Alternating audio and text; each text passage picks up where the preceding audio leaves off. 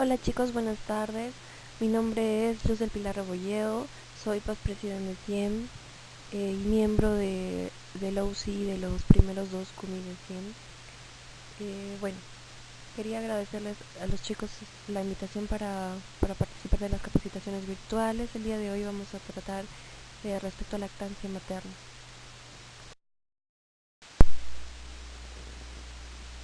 Lo primero que tenemos que mencionar es que la leche materna ha sido durante toda la existencia del ser humano el único alimento que el recién nacido y el lactante pequeño podían recibir para sobrevivir. Es decir, desde la aparición del hombre en la Tierra no se ha concebido otro tipo de alimento para la primera etapa de la vida humana.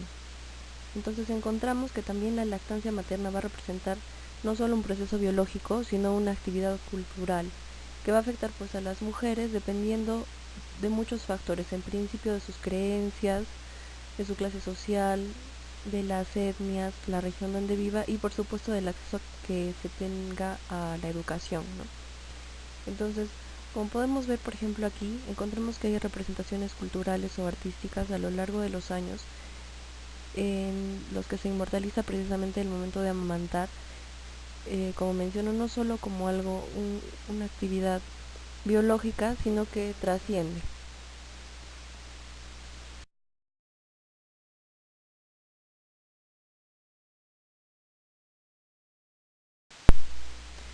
El acto de amamantar va a ser, en principio, una de las necesidades vitales del recién nacido a partir de las primeras horas de vida. En los últimos años se ha visto que se está tendiendo a procurar pues políticas que se beneficien para un parto humanizado, el contacto precoz, etcétera, ¿no? Es importante que nosotros como profesionales de salud estemos informados de cuáles son las consecuencias, por ejemplo, de un recién nacido que no reciba contacto precoz, que no desarrolle apego, ¿no? Porque esto va a tener repercusiones a nivel de desarrollo del sistema nervioso central, no solo, digamos, psicológicamente o psíquicamente, sino a nivel orgánico.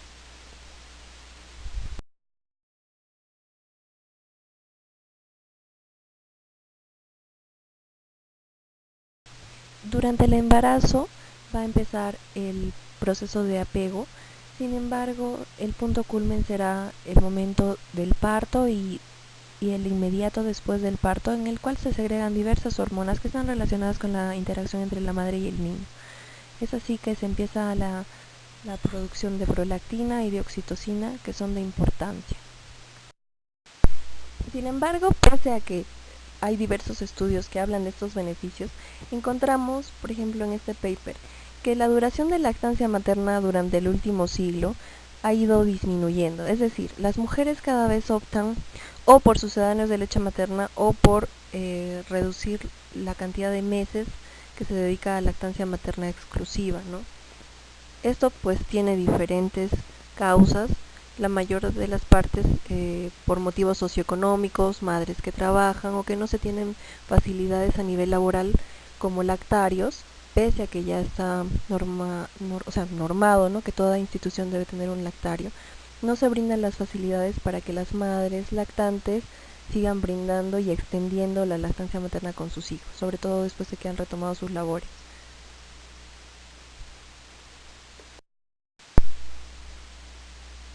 Ya, ¿qué significa esto? Que la leche materna sea un tejido vivo significa varias cosas. En principio, que cambia su composición constantemente. Es decir, más adelante vamos a hablar de los 3 tipos de leche que vamos a encontrar a lo largo del desarrollo del recién nacido.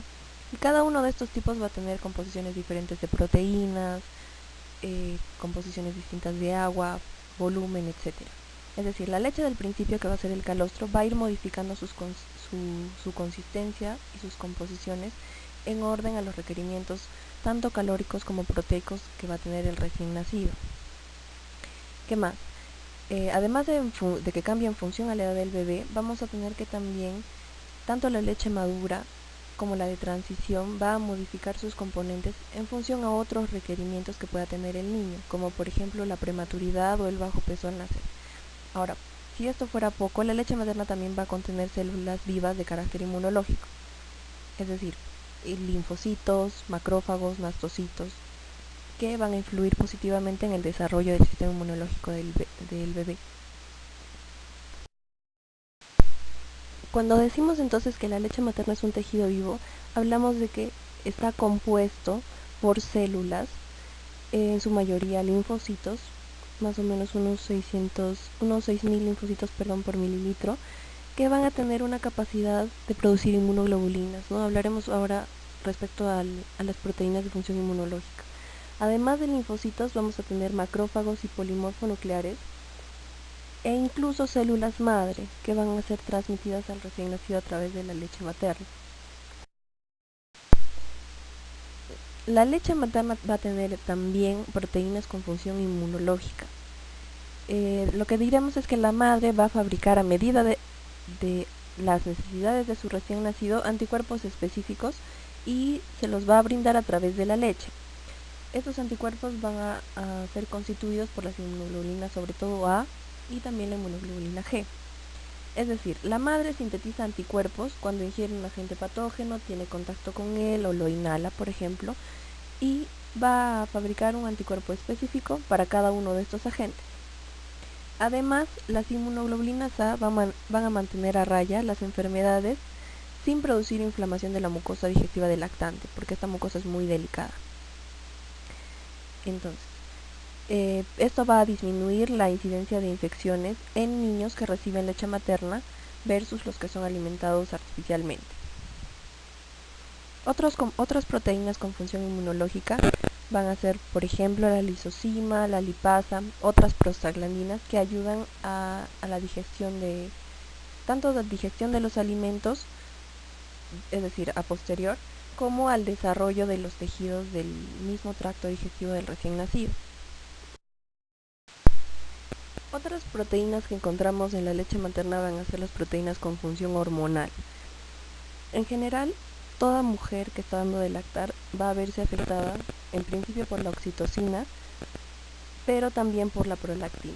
Entonces la prolactina va a estimular las glándulas para que se produzca la leche materna, y la oxitocina va a tener bastante que ver con desencadenar la eyección o salida de la leche.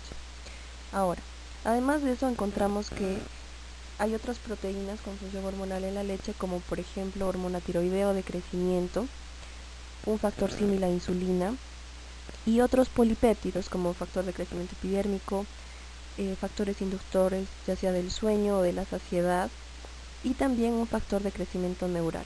Entonces, más adelante vamos a ver que hay estudios que relacionan a la leche materna como un factor protector frente a diabetes mellitus o resistencia insulínica, obesidad, alteraciones del sueño, etcétera, ¿no? Y esto tendría la explicación en esta base respecto a estas proteínas.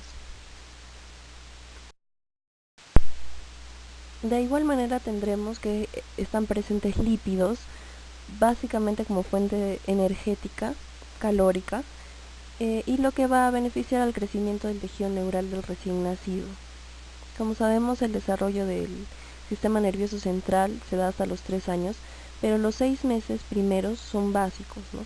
Entonces, en la leche materna encontraremos ácidos grasos de cadena larga, poliinsaturados, por ejemplo, triglicéridos, fosfolípidos y colesterol, que van a beneficiar el desarrollo de tejido neural. Asimismo, vamos a tener la presencia de la leptina. La leptina va a ser un factor inductor de saciedad proteico que va a regular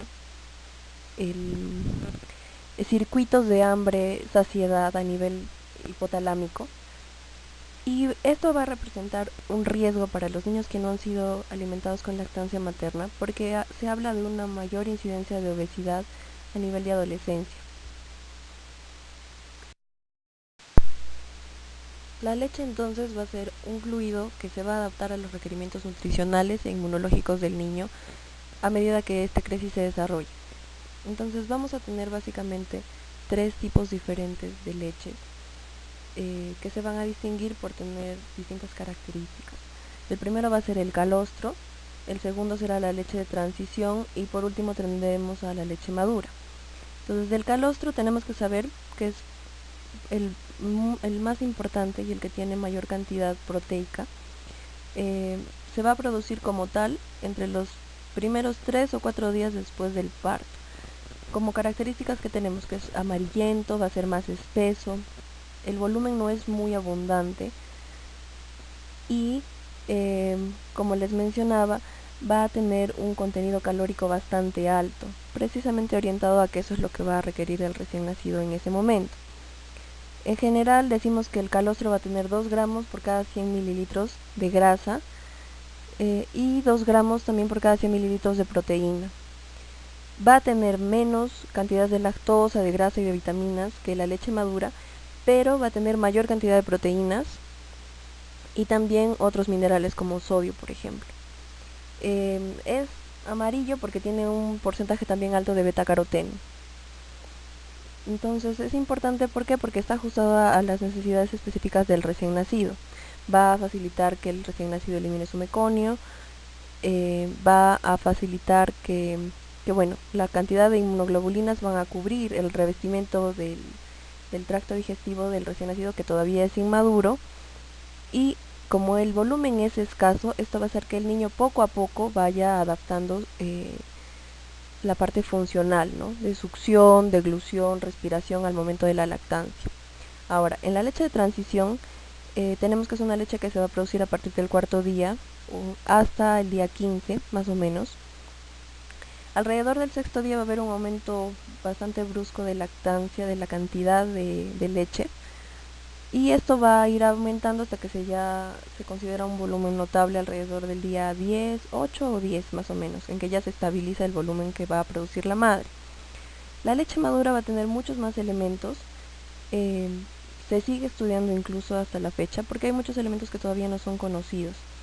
Estas variaciones de elementos no son aleatorias, sino funcionales en relación a los procesos que puedan estar viviendo la madre o el niño.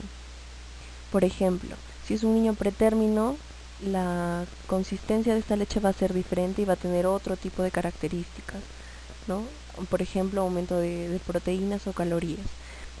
Otro compuesto importante va a ser la inmunoglobulina A, que también es más abundante en una leche de pretérmino.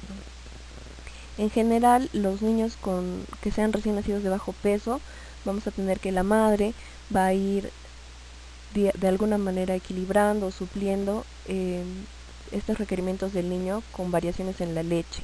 Por eso es que se menciona, ¿no?, el tema de que la leche materna es un tejido vivo, porque es un tejido que está en constante modificación. Y bueno, por último vamos a tener la leche madura, que va a ser la producida a partir del día 16. En general tendremos que sus compuestos van a ser pues, agua en un 88%, su osmolaridad entonces va a ser semejante al plasma, es decir que esto le va a permitir al niño mantener un equilibrio electrolítico adecuado. Más adelante hablaremos también de los sucedáneos de la leche y veremos que no tienen estas características que sí tiene la leche materna. Las proteínas en general en los mamíferos, la leche humana va a tener una concentración baja de proteínas, es 0.9 gramos por 100 mililitros, pero esta es la cantidad adecuada que se necesita para el crecimiento adecuado de los niños. Tenemos 30% de caseína en la leche madura y 70% de proteínas de suero de leche. Vamos a encontrar también fosfato de calcio, por ejemplo. Y otras proteínas del suero, como la alfa-lactoalbúmina, que tiene un valor biológico bien alto, y otras inmunoglobulinas de la leche materna, que van a ser distintas a las del plasma, tanto en calidad como en concentración. La principal va a ser la inmunoglobulina A, pero también la inmunoglobulina G va a tener un papel importante. Entonces, en general, además, sumado a los aminoácidos, encontraremos que van a ser estos esenciales y van a provenir del plasma de la madre. Es decir, el epitelio alveolar de la glándula mamaria va a sintetizar aminoácidos especiales que son no esenciales y que van a ser derivados hasta el sistema gastrointestinal del niño. Esto también va a ser importante.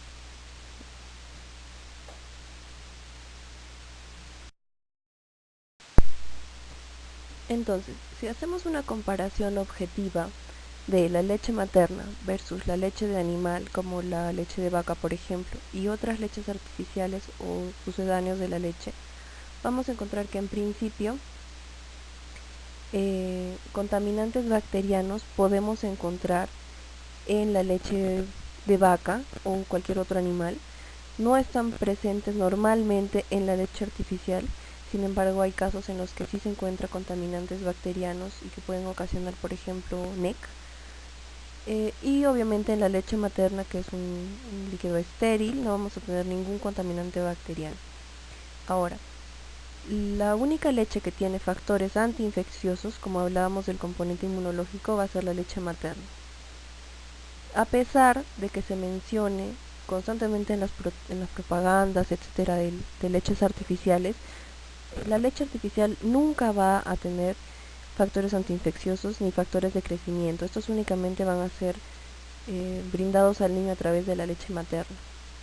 Ahora, la leche animal no va a representar tampoco factores de crecimiento porque estos son distintos de especie a especie. Es decir, una leche de vaca no va a representar beneficio a nivel inmunológico a un recién nacido humano.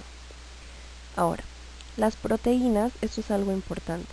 La cantidad de proteínas que tiene la leche materna, como decíamos, va a ir modificándose respecto a los requerimientos del recién nacido. Son proteínas que son fáciles de digerir. En el caso de las proteínas animales, no solo son demasiadas, sino que las cadenas son muy largas y por tanto son difíciles de digerir. En la leche artificial se trata de corregir la cantidad de proteínas, pero no se llega a una cantidad ideal. Con respecto a las grasas o ácidos grasos, la leche materna va a ser la ideal, va a tener suficientes ácidos grasos esenciales y además va a tener lipasa, que va a ayudar a la digestión de la leche. En el caso de la leche animal no va a tener lipasa, faltan varios ácidos grasos esenciales y esto se repite en la leche artificial. El hierro, que es otro aspecto importante porque tenemos que estar pendientes de que en nuestro país hay unas tasas bastante altas de anemia, y esta anemia no va a empezar necesariamente a los 6 meses cuando ya se ha hecho la lactancia, sino esta anemia va a empezar desde antes, ¿no? Cuando es un niño que no ha recibido un aporte adecuado. Entonces, en general, tenemos que el hierro de leche materna va a tener una buena absorción, que al contrario, en la leche artificial es una cantidad extra que le añaden de hierro, pero no tiene una absorción adecuada. Igual en el caso de la leche animal. Las vitaminas son suficientes en el caso de la leche materna. En el caso de la leche de animal, por ejemplo, no presenta ni vitamina A ni vitamina C. El agua va a modificarse con respecto a los requerimientos del recién nacido. En el caso de la leche materna va a ser cantidad suficiente, decimos que es aproximadamente un 88% de agua. La leche artificial constantemente va a necesitar agua extra. Es así incluso que los niños van a presentar estreñimiento y otras patologías debido al uso de estas leches.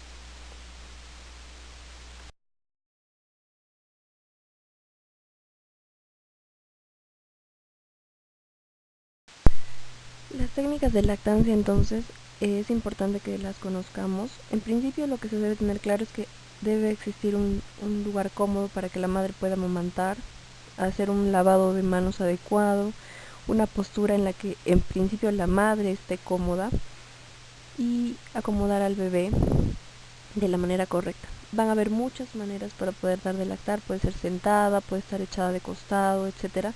La elección va a ser de la madre, del lugar quizás, o las preferencias de cada mamá, o ciertas circunstancias como por ejemplo la lactancia en tándem que se puede realizar, o en casos de niños que sean gemelos. Entonces, en cualquier posición que se coloque al bebé, lo importante es conseguir un agarre adecuado. La lactancia no debe doler a la madre. Normalmente debe ser que el bebé esté frente a frente con la mamá, ombligo con ombligo o barriga con barriga. El bebé debe acercarse al pecho, no el pecho al bebé. Y la idea es de que se coloque la cabeza del bebé sobre el codo, el antebrazo y no sobre el codo.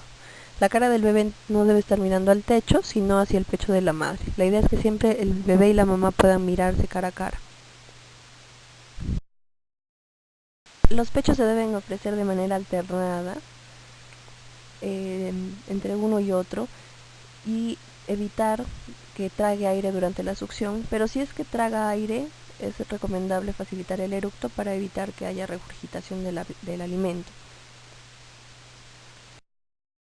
Entonces, en general, esto es lo más importante. Los signos de un buen agarre son, en principio, labios bien evertidos, sobre todo el labio inferior, ¿sí? Labios hacia afuera. La barbilla debe estar pegada contra el pecho y la nariz apoyada ligeramente sobre él. Toda la areola o gran parte de la areola debe estar dentro de la boca del bebé. Las mejillas del bebé deben estar redondeadas y al momento de lactar el bebé puede mover mandíbula, sien y oreja. Eso podemos apreciar. La mamá no tiene que percibir dolor y el bebé va a soltar el pecho espontáneamente según se sienta satisfecho.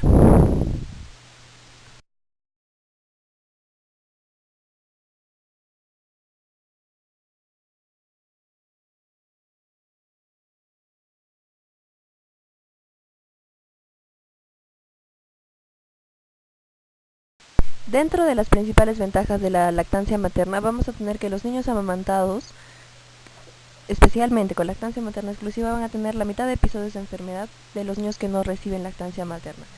Vamos a desarrollar entonces en qué casos y a qué patologías se refiere. Tenemos numerosos artículos a lo largo de los años que van a hablar de que específicamente la lactancia materna exclusiva va a reducir las enfermedades respiratorias tanto en gravedad como en frecuencia. Es decir, estos estudios mencionan que la incidencia de infecciones respiratorias en niños que reciben lactancia materna exclusiva va a ser menor y además va a tener menor severidad, menos índices de hospitalización, menor estancia hospitalaria si es que lo han requerido, etc. Esto puede tener varias explicaciones. En principio, el aspecto inmunológico de la protección de la lactancia materna, pero asimismo hablábamos de la contaminación bacteriana que muchas veces va a tener otro tipo de leche, ¿no? Y que podría ocasionar, por ejemplo, enfermedades respiratorias. De igual manera, los biberones, chupones, etcétera, muchas veces se prestan a fomites de otros patógenos y esto también puede representar un riesgo para un proceso infeccioso. Se habla de que los niños amamantados van a tener menor riesgo de enfermar de meningitis. Sobre todo, se habla de que los niños que por lo menos tienen más de 4 meses de lactancia materna exclusiva presentarán 4 veces menor riesgo de presentar meningitis en la infancia por Haemophilus influenza, pero además va a haber una fuerte correlación negativa entre haber lactado y presentar meningitis hasta entre 5 y 10 años después, ¿no? Hablamos del factor protector de la lactancia materna en el aspecto inmunológico de estos niños. Asimismo, la otitis media, que es otro cuadro recurrente, va a verse reducida su incidencia como una lactancia materna de mínimo 4 meses en un 50% y la recurrencia de este cuadro en un 61% en niños que reciben lactancia materna. Con respecto a la diabetes, hemos hablado ya de las proteínas que tienen factor hormonal. Entonces, los estudios mencionan que un año de lactancia va a reducir la incidencia de diabetes juvenil a la mitad y hay estudios de los cuales se ha hecho un metaanálisis que habla de un OR de 1.54 frente a exposición a fórmulas lácteas antes del tercer mes. Entonces, una vez más, la importancia de la lactancia materna como alimento exclusivo en los 6 primeros meses. Con respecto a obesidad también, el aspecto hormonal y los factores relacionados con leptina, hay estudios que describen que hay adolescentes en los que la lactancia materna exclusiva disminuye el riesgo de sobrepeso, sobre todo en los que se dio en los 3 primeros meses de vida. Entonces, otros beneficios de la lactancia para el desarrollo del niño va a ser en principio mejor agudeza visual, hay menor riesgo de maltrato y hay un mejor desarrollo cognitivo. Hay estudios y metaanálisis en los que se mencionan correlación de mayor coeficiente intelectual hasta en 5 puntos en niños que han sido amamantados. Y bueno, este efecto también es importante en prematuros y va a persistir a lo largo de la vida. Ahora, por el contrario, ¿qué patologías van a presentar los niños que no han recibido lactancia materna exclusiva? En general diremos que tienen un riesgo en principio de patología respiratoria y digestiva, que son las más frecuentes, pero hay otras patologías, como ya mencionamos, diabetes mellitus, por ejemplo, obesidad, etcétera, que se pueden relacionar con que no hayan recibido lactancia materna exclusiva.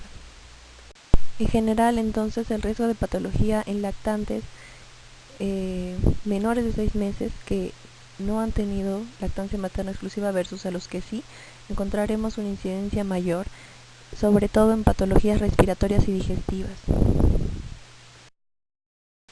Otros aspectos importantes también son los relacionados con la mortalidad infantil, y el riesgo relativo de muerte entre niños que no son amamantados va a aumentar en comparación con los que sí reciben lactancia materna, ¿no? Tenemos ese estudio que se publicó en Lancet en el año 2000. En general tenemos que hay un porcentaje de disminución de riesgo de presentar patologías según el tipo de lactancia materna. Por ejemplo, diremos que la gastroenteritis va a tener un 64% de disminución de riesgo versus otro tipo de lactancia, como ya mencionábamos, infecciones respiratorias altas y bajas, la bronquiolitis, en su mayoría ocasionada por virus respiratorio sincitial, otitis media aguda y la otitis media aguda recurrente, dermatitis atópica, que en muchos casos está relacionado al uso de sucedáneos de leche materna, asma, obesidad, diabetes tipo 1 y tipo 2, y otras patologías como por ejemplo enterocolitis necrotizante, ¿no? Les mencionaba ya la NEC y su relación en algunos casos en estudios con leches artificiales, además de enfermedad celíaca y enfermedad inflamatoria intestinal, que también puede estar relacionado a ausencia del factor protector inmunológico de la leche materna en el desarrollo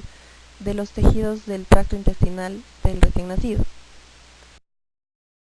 En resumen, entonces tenemos que la lactancia materna va a proteger contra, en principio, enfermedades respiratorias, meningitis, muerte súbita, diabetes mellitus tipo 1 y tipo 2, alergias, asma, colitis ulcerosa, enfermedad celíaca o de Crohn, e incluso se encuentran 9 estudios controlados que mencionan disminución de incidencia del linfoma de Hodgkin, además de leucemia linfoblástica aguda y, como ya mencionamos, obesidad.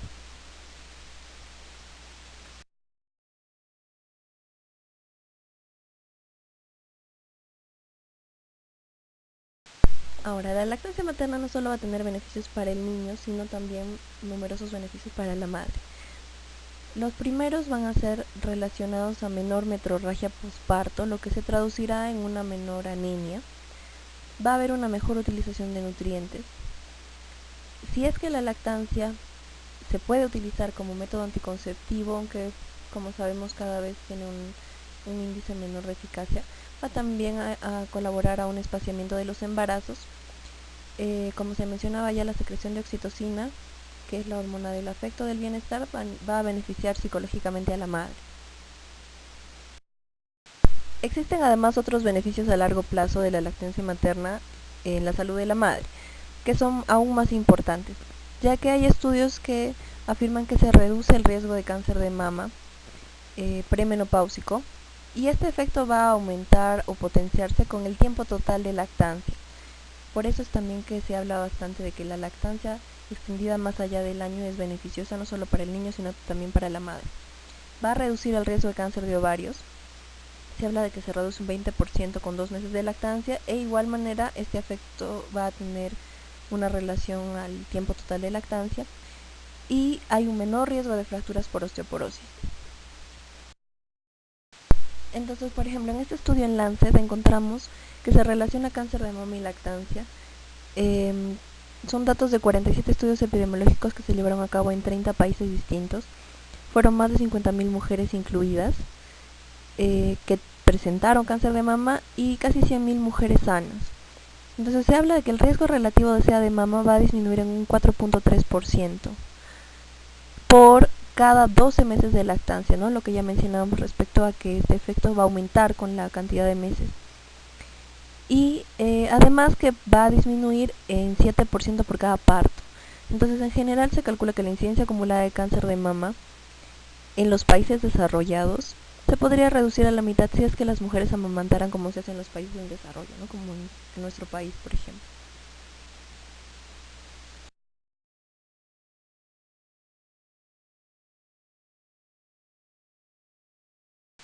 Entonces, en general, vamos a también mencionar que hay beneficios para la familia y la sociedad, como ahorro de recursos respecto a alimentos, gastos médicos, porque son niños que se enfermarán menos, y una reducción natural de la fecundidad, como ya hemos dicho, con una efectividad no ideal, pero que puede utilizarse como un método anticonceptivo concomitante, además de que es un método ecológico, ¿no?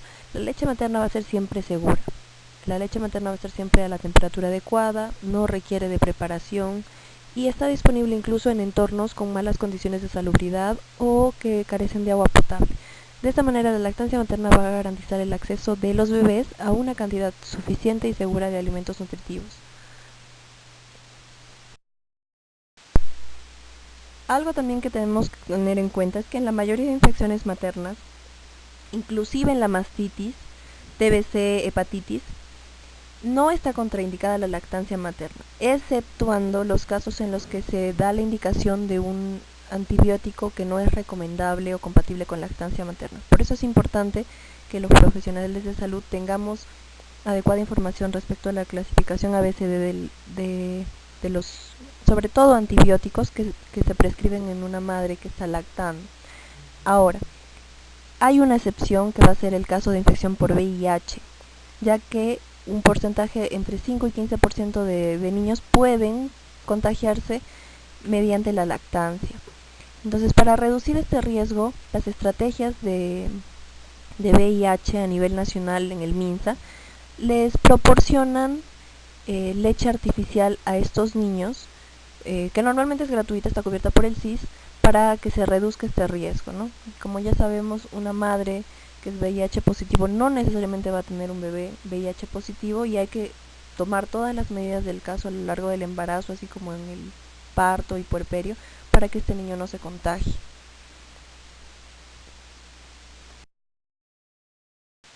Es importante también que como personal de salud tratemos de desterrar mitos y creencias con respecto, por ejemplo, a que el calostro no satisface a la niña o el niño. Hemos hablado ya de su alto porcentaje calórico, de que algunas madres no producen suficiente cantidad de leche porque esta está relacionada directamente a la succión como estímulo, o que la lactancia debilita a las madres, ¿no?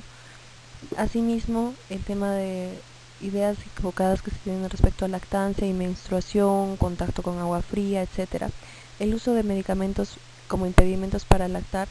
Hemos hablado ya de ciertos medicamentos que deben de ser tomados en cuenta con la clasificación ABCD, o finalmente ideas cerradas respecto a que se piense que una lactancia artificial va a ser mejor que la lactancia materna.